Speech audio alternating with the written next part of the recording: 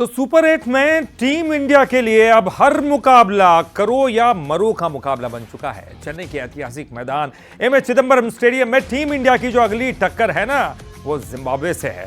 और भारत को अब सिर्फ जीत से ही काम नहीं चलेगा, बल्कि बड़ा स्कोर और दमदार नेट रन रेट भी चाहिए होगा। बिल्कुल, और ये तभी हो पाएगा ललित, जब टॉप ऑर्डर अपनी जिम्मेदारी निभाएगा, मिडिल ऑर्डर भी पूरा साथ देगा। साथ ही साथ अभिषेक एक बार फिर से अपने तूफानी अंदाज में दिखाई देंगे। बुमराह डेथ ओवर्स में कमाल दिखाएंगे, क्योंकि अब गलती की कोई गुंजाइश नहीं है। और अब इस हर ओवर में, इस मैच के हर ओवर, हर गेंद मायने रखता है। हर रन अहम है और हर विकेट सेमीफाइनल की राह तय करेगा। पहले देखिए एक खास रिपोर्ट, फिर करेंगे हमारे एक्सपर्ट के साथ चर्चा। कौन कहता है कि आसमां में सुराख नहीं हो सकता, एक पत्थर तो तबीयत से उछालो यारो। कवि दुष्यंत कुमार की इन मशहूर लाइनों को अब भारतीय टीम को हकीकत में खेल के मैदान पर कर दिखाना होगा। T20 में 12 मैचों से चले आ रहे भारत के विजय रथ पर ब्रेक लगाया साउथ अफ्रीका ने, लेकिन अब कहानी सीधी है, करो या मरो, क्योंकि यहाँ से एक भी चूक खिताब बचाने के सपने को चकनाचूर कर सकती है। अगला मुकाबला जिम्बाब्वे से चेन्नई के एम ए चिदंबरम स्टेडियम में होगा, जहां भारत को सिर्फ जीत नहीं चाहिए, बल्कि दबदबा चाहिए। चेपॉक के पिच अक्सर बल्लेबाजों को रास आती है। ऐसे में टीम इंडिया चाहेगी कि पहले बल्लेबाजी कर बड़ा स्कोर खड़ा करे, लेकिन बड़ा सवाल यही है कि क्या टॉप ऑर्डर जागेगा। अभिषेक का बल्ला लंबे समय से खामोश है। भारत अब उस हालात में है जहां उन्हें अभिषेक की तूफानी बल्लेबाजी की बेहद जरूरत है। अभिषेक इकलौते ऐसे बल्लेबाज हैं जिन्होंने जिम्बाब्वे के खिलाफ शतक जड़ा है। तिलक वर्मा बल्ले से स्ट्रगल कर रहे हैं, वहीं ईशान किशन का तूफान तभी टिकेगा जब दूसरे छोर से उन्हें साथ मिले। उधर भारत की गेंदबाजी पर नजर डालें तो जसप्रीत बुमराह अश्विन को पीछे छोड़कर T20 फॉर्मेट में सबसे ज्यादा विकेट चटकाने वाले गेंदबाज बन गए हैं। अगर टीम इंडिया जिम्बाब्वे को सस्ते में समेटना चाहती है तो बुमराह को अपना मैजिक दिखाना ही होगा। साथ ही खतरा साबित होने वाले जिम्बाब्वे के बल्लेबाज ब्रायन बेनेट, जो इस टूर्नामेंट में 2 बार अर्धशतक लगा चुके हैं, और कप्तान सिकंदर रजा, जो बेहतरीन फॉर्म से टीम की पारी संभाल चुके हैं। ऐसे में बुमराह और अर्शदीप पर इन्हें जल्द से जल्द पवेलियन भेजने की जिम्मेदारी है। डेथ ओवर्स में बॉलिंग की चुनौती लेकिन अब भी बरकरार है। बात करें जिम्बाब्वे की तो वेस्ट इंडीज के खिलाफ मुकाबले में स्पिन गेंदबाजी में जिम्बाब्वे पूरी तरह फंसा। ऐसे में मुमकिन है भारत चेपॉक की स्पिन फ्रेंडली पिच का फायदा उठाने अक्षर पटेल को टीम में वापस लाए। ऑस्ट्रेलिया और श्रीलंका जैसी मजबूत टीमों को हरा चुकी जिम्बाब्वे कोई हल्की टीम नहीं है। सिकंदर रजा 167 के स्ट्राइक रेट से रन बना रहे हैं और ब्लेसिंग मुजरबानी 4 मैचों में 11 विकेट लेकर टूर्नामेंट के सबसे खतरनाक गेंदबाजों में शामिल है। भारत अगर सेमीफाइनल की उम्मीद जिंदा रखना चाहता है तो समीकरण साफ है, दोनों मैच में चाहिए सिर्फ और सिर्फ जीत, या फिर नेट रन रेट की जंग के लिए होना होगा तैयार। चेन्नई में सूर्य ब्रिगेड का पलड़ा भारी जरूर है, लेकिन कहते हैं ना, cricket is a game of uncertainty. ऐसे में कुछ भी हो सकता है। अब वक्त सिर्फ अच्छी शुरुआत का नहीं, बल्कि पूरे 20 ओवर तक मैच को जकड़ कर रखने का है, क्योंकि मांग सिर्फ जीत की नहीं, डोमिनेशन और दमदार रन रेट की है। Sports desk, Bansal news. तो हार की गुंजाइश बिल्कुल नहीं है, लेकिन जीतने के लिए भी रन रेट भारी चाहिए, क्योंकि 100 रन से ज्यादा से जीत होगी अगर पहले बल्लेबाजी करते हैं या फिर अगर डिफेंड करते हैं, तो जल्द से जल्द इस टारगेट को अचीव करना पड़ेगा। कई सारे सवाल हैं। हमारे साथ क्रिकेट एक्सपर्ट प्रत्यय तिवारी जुड़ चुके हैं, जिनसे उन सवालों का हम जवाब लेंगे। प्रत्यय, बहुत स्वागत है आपका। बहुत बहुत शुक्रिया शिवालिका। बिल्कुल प्रत्यय, और अब शुरुआत ये करना चाहेंगे। देखिए, बहुत से ये कहा जाता है कि ये भी हो सकता है, वो भी हो सकता है, क्योंकि हम तो भारत की जीत की कामना कर रहे हैं। सवाल कई सारे हैं, हम किस तरह से खेल रहे हैं अभी तक, आगे हमें किस तरह की रणनीति अपनानी चाहिए। लेकिन हम लोग लगातार कहते हैं कि एक तबीयत पत्थर से उछालो यारो, तो आसमान में सुराग भी हो सकता है। लेकिन सवाल ये उठता है कि वो टेक्निक है क्या, वो पत्थर को फेंकने की जोश और जज्बा तो है कि चलो हम फेंक रहे हैं, लेकिन वो उस टेक्निक के साथ हम नहीं फेंक पा रहे हैं।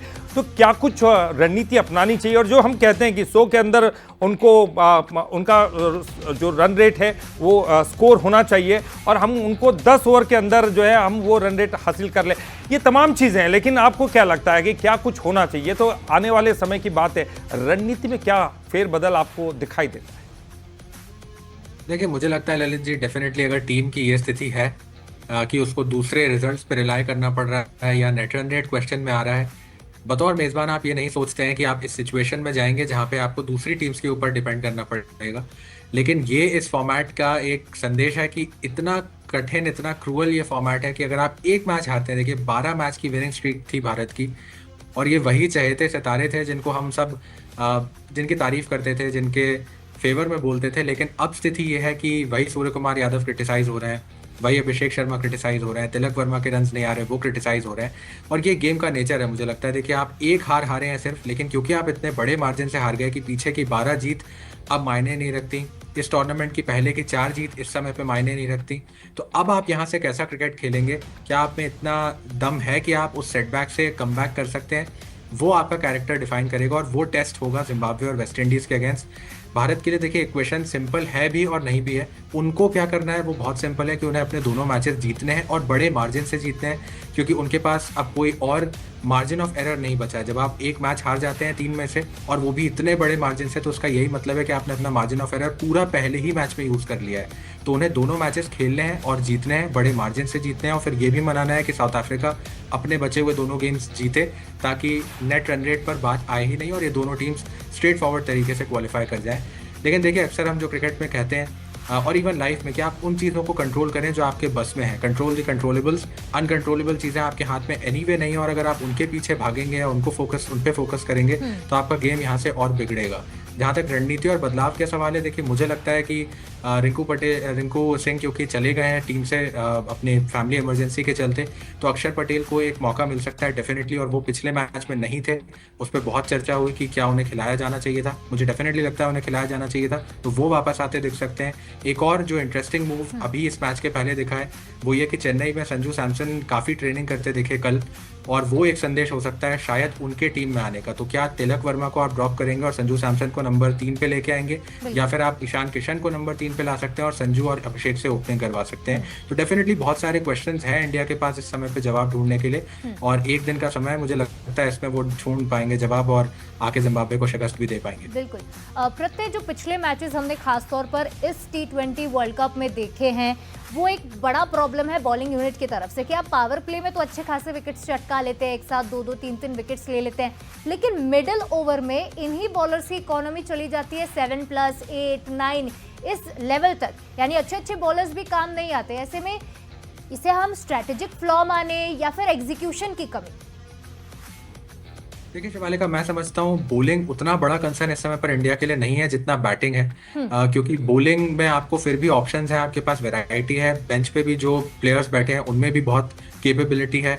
जसप्रीत बुमराह जो क्या कर सकते हैं वो हम सबको पता है। हार्दिक पांड्या थोड़े रन जरूर खा रहे हैं, लेकिन वो भी जहां पे उनको रिस्पॉन्सिबिलिटी दी जा रही है ज़्यादातर सिचुएशंस में उन्होंने रिस्पॉन्ड अच्छा किया है। शिवम दुबे एक थोड़ी सी कंसर्न है क्योंकि वो थोड़े एक्सपेंसिव हुए हैं जब भी उन्हें मौका मिला है, और वो अगर थोड़ा अपने आप को टाइट कर पाए, वो अगर रन्स को कंट्रोल कर पाए, वो विकेट टेकिंग बॉलर उतने ज़्यादा नहीं है तो उनसे विकेट्स की उतनी उम्मीद नहीं है। लेकिन अगर वो एक थोड़ा सा सपोर्टिंग रोल प्ले कर देते हैं, आके 1 या 2 ओवर्स अपने कप्तान को दे देते हैं, तो मुझे लगता है वो बैलेंस बहुत अच्छी तरीके से क्रिएट होता है। स्पिन में मैं नहीं समझता कि बहुत ज़्यादा इंडिया के लिए प्रॉब्लम्स हैं, लेकिन जो मेन कंसर्न है वो इस समय पे बैटिंग है, क्योंकि आप एक ही अप्रोच से खेल रहे हैं, वो अप्रोच आपकी बैकफायर कर रही है।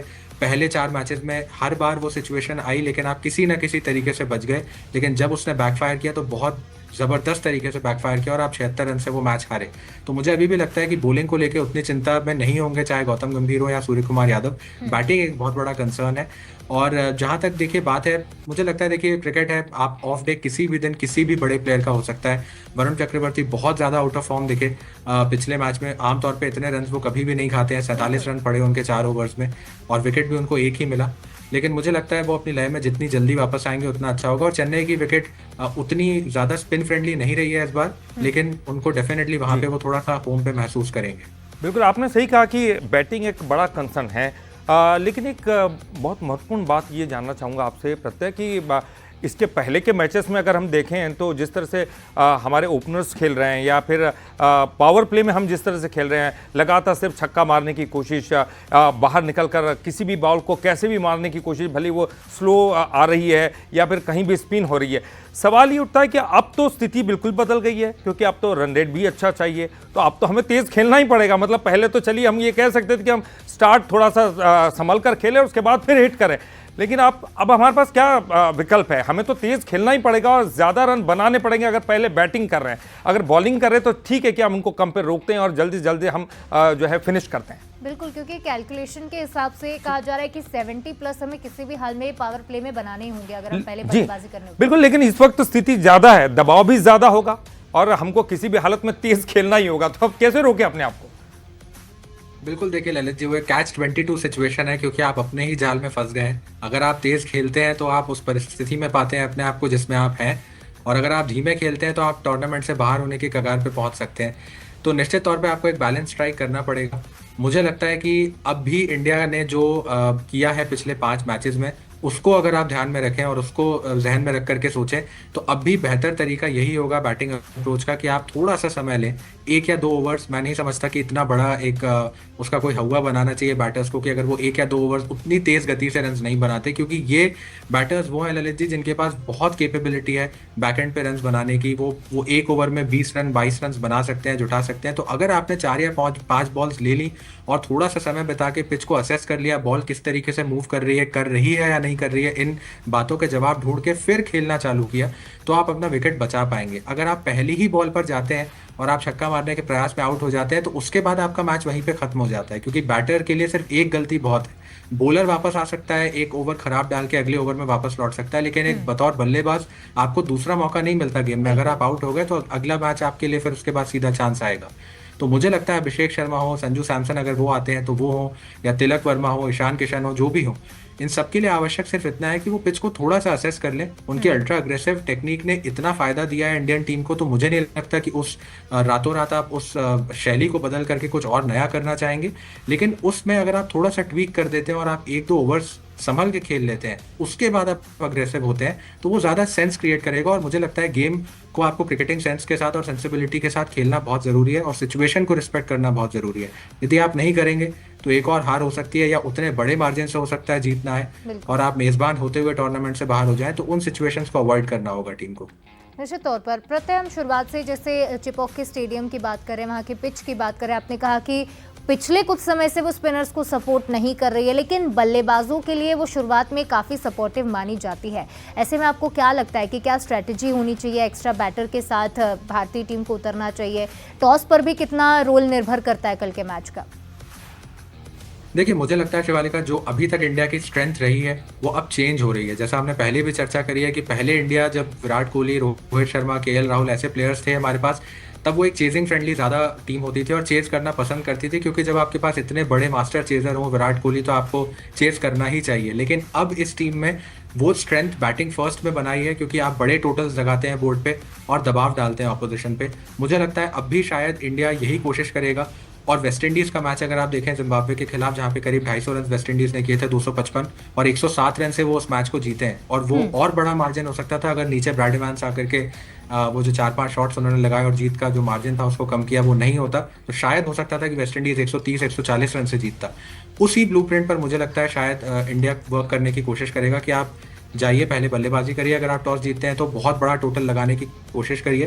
थोड़ा सेंसिबल क्रिकेट खेलते हुए बहुत बड़ा टोटल लगाने के चलते आपको कोलैप्स नहीं करना है, केवल ये ध्यान रखना है। और उसके बाद आपके बॉलर्स को आप बैक करेंगे कि वो चेन्नई की सर्फेस पे उन्हें जितनी जल्दी आउट कर पाएं और आप बड़े मार्जिन से जीतें, वो मुझे लगता है ज़्यादा सेफ टेक्निक होगी। क्योंकि जिम्बाब्वे भी फॉर्म टीम है, भले वो पिछला मैच बड़े मार्जिन से हारे हैं, बट उन्होंने ऑस्ट्रेलिया को हराया है, श्रीलंका को हराया है, ओमान को हराया है, तो डेफिनेटली फॉर्म टीम है और आप उसको आड़े हाथ नहीं ले सकते इस सिचुएशन में। बिल्कुल, और इस टीम को हल्के में लेना तो नहीं है, लेकिन मुझे लगता है कि टीम इंडिया ये जरूर सीख गई होगी कि आगे भले ही ना पता हो क्या करना है, लेकिन जो गलतियां पीछे की है उससे ये जरूर सीखा होगा कि क्या इस बार नहीं करना है, कौन सी गलती को इस बार रिपीट नहीं करना है, क्योंकि गुंजाइश बिल्कुल। एक ब्रेक के लिए रुकेंगे, लेकिन ब्रेक में जाने से पहले एक बड़ा अपडेट हम दे दें कि श्रीलंका ने टॉस जीता है और पहले गेंदबाजी का फैसला किया है। इस पर भी हम चर्चा करेंगे आने वाले समय में। एक छोटे से ब्रेक के बाद जल्द हाजिर होते हैं। और ब्रेक के बाद आपका एक बार फिर से स्वागत है और आप क्रिकेट पर हमारी खास पेशकश देख रहे हैं, ट्रॉफी उठाओ चैंपियन। और ब्रेक में जाने से पहले हम टीम इंडिया की चर्चा कर रहे थे, लेकिन आगे बढ़े, हमारे साथ हमारे क्रिकेट एक्सपर्ट प्रत्यय भी जुड़े हुए हैं। लेकिन उसके पहले एक बड़ा अपडेट, टीम इंडिया के लिए बड़ी खबर, बहुत खुशखबरी है कहें तो, कि रिंकू सिंह जिम्बाब्वे के खिलाफ खेलने वाले हैं। कोच सिंतांशु कोटक ने इस बात का खुलासा कर दिया है। और रिंकू, आपको बता दें कि पारिवारिक इमरजेंसी थी ऐसी शिवालिका, जिसकी वजह से वो बाहर थे। पिता की तबीयत अब कुछ बेहतर है। बिल्कुल। और ये खबर आई है रिंकू आज शाम टीम कैंप में लौटेंगे और टीम इंडिया के लिए एक महत्वपूर्ण किरदार वो फिर से निभाते हुए नजर आएंगे। खिलाड़ी की फिटनेस और तैयारी अब भी जारी है। इस पर एक रिएक्शन ले लेते हैं। प्रत्यय हमारे साथ लगातार बने हुए हैं। प्रत्यय, रिंकू सिंह की अगर प्लेइंग 11 में वापसी होती है तो क्या लगता है कि उनका किस ऑर्डर में, कौन से नंबर पर वो आ सकते हैं? क्योंकि पहले भी उनकी प्लेइंग पोजीशन को लेकर कई सवाल भी उठ रहे थे, कंफ्यूजन भी एक लगातार बनी हुई थी क्योंकि पहले वॉशिंगटन सुंदर को लिया था और अब अक्षर पटेल के आने की भी खबरें हैं। जी देखिए, बिल्कुल मुझे लगता है रिंकू अगर खेलते हैं तो उसी पोजीशन पे खेलेंगे जो फिनिशिंग रोल है उनका, नंबर 7-8 पे आप उनको एक्सपेक्ट करते हैं वो वहीं पर खेलेंगे।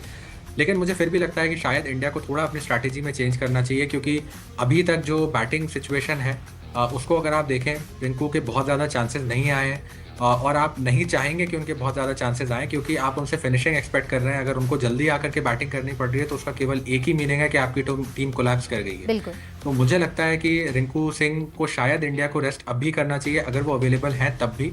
और अक्षर पटेल आपको दोनों ऑप्शंस देते हैं, वो स्पिन भी लाते हैं, थोड़ा सा उनका लीडरशिप की भी एबिलिटीज़ हैं, वो भी लेकर के आते हैं, एक थिंकिंग क्रिकेटर हैं। और साथ ही साथ वो आपको जो 4 ओवर्स देंगे बॉल से वो बहुत महत्वपूर्ण हो सकते हैं। इवन चेन्नई अगर उतना सपोर्ट नहीं भी कर रहा है तो भी उनका record left handers right handers दोनों के अगेंस्ट बहुत अच्छा है और इस पिच पे वो खेले हैं, तो मुझे लगता है उनका अनुभव डेफिनेटली काम आ सकता है। और ऐसे मैचेस में देखिए, जब आपको बड़े मार्जिन से जीतना है और आपको विकेट चाहिए, आपको जल्दी आउट करना है अगर ऑपोजिशन को, तो आपको अपनी बॉलिंग से ज़्यादा उम्मीद होगी और आपको अपनी बॉलिंग पे ज़्यादा रिलाई करना पड़ेगा। तो जो बैटर जिससे आपको अभी तक बहुत ज़्यादा कॉन्ट्रीब्यूशन नहीं मिला है या जिस पे आपको बहुत ज़्यादा अभी तक डिपेंड नहीं करना पड़ा है, उसको हटा करके एक ऐसे ऑलराउंडर को लाना जो इतना अनुभवी है और जिसका रिकॉर्ड इस तरीके का है इंडियन पिचेस पर, मुझे लगता है वो एक सेंसिबल मूव होगा। संजू सैमसन पर इंडिया क्या डिसीजन लेगी वो थोड़ा सा इंटरेस्टिंग होगा कि वो उनको लाते हैं या नहीं, तिलक वर्मा को बाहर करके।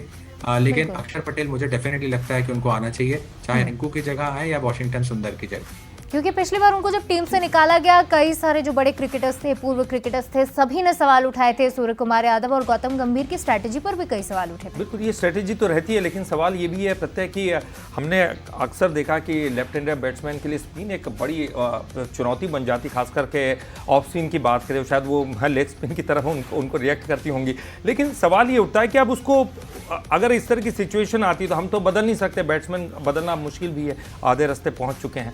अब चूंकि हम कॉम्बिनेशन की हमेशा बात करते हैं, जब लेफ्ट और राइट आमने सामने होते हैं तो बॉलर्स की जो लाइन प्लेन वो बिगड़ जाती है। अक्सर हम कहते हैं कि ऐसा होना चाहिए कि एक सिरे पर लेफ्ट हैंडेड हो, एक सिरे पर राइट हैंडेड हो, और जो वो रन लेते हैं आपस में तो जो बॉलर है वो मशक्कत में पड़ जाता है कि कैसे मैं बॉल डालूँ, हमेशा वो बदला हुआ नज़र आता है। ऐसे में अब ये अगर सिचुएशन आती है आने वाले मैचेस में तो उसको अब किस तरह से भारत उसको सॉल्व करेगा या भारतीय बैट्समैन को रणनीति बनानी चाहिए?